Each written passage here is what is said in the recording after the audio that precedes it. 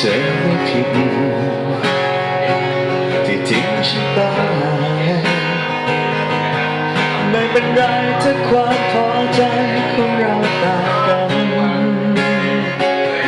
ไม่ต้องห่วงฉันเกิดมาเพื่อรักเพียงเธอเท่านั้น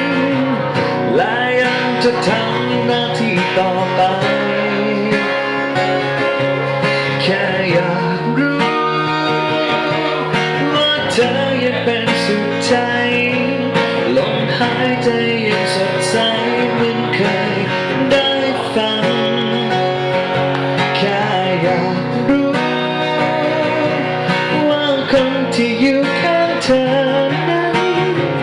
ยังรักและค่าเธออยู่ใช่ไหมที่โทรมาแค่อยากจะฟังเสียงลมหายใจแค่อุ่นไอที่ผ่านตามสายเคยใกล้กันที่โทรมาแค่อยากได้ยินเสียงลมหายใจ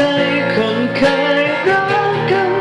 ไม่ต้องพูดอะไรอยากได้ยินเสียงลมหายใจก็สุดพอ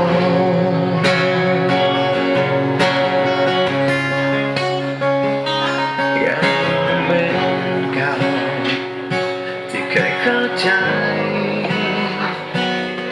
เป็นอะไรถ้าเธอพอใจให้เป็นอย่างนั้นก็ไม่ก้าวไกลแค่ห่วงใยหัวใจหลายๆของฉัน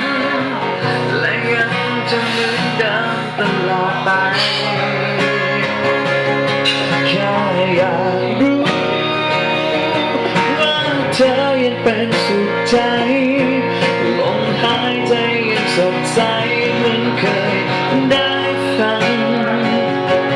แค่อยากรู้ว่าคนที่อยู่ข้างเธอนั้นยังรักและค่าเธออยู่ใช่ไหมที่โทรมาแค่อยากจะฟังเสียงลมหายใจแค่อุ่นไอที่ผ่านตามสายก็เหมือนใกล้กันที่โทรมาแค่อยากจะฟังเสียงลมหายใจคนเคยรักกันไม่ต้องพูดอะไรแค่ได้ยินเสียงลมหายใจก็สุดพอ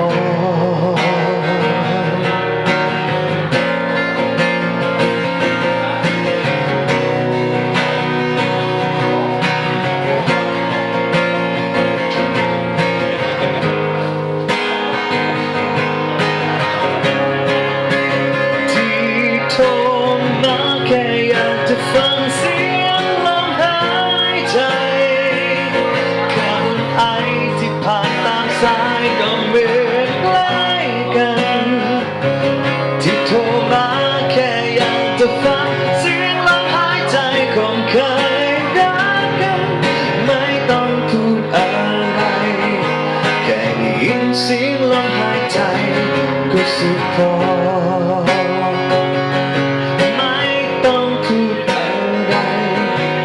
อยากฟังเสียงลมหายใจยิ่งตอนเรารักกัน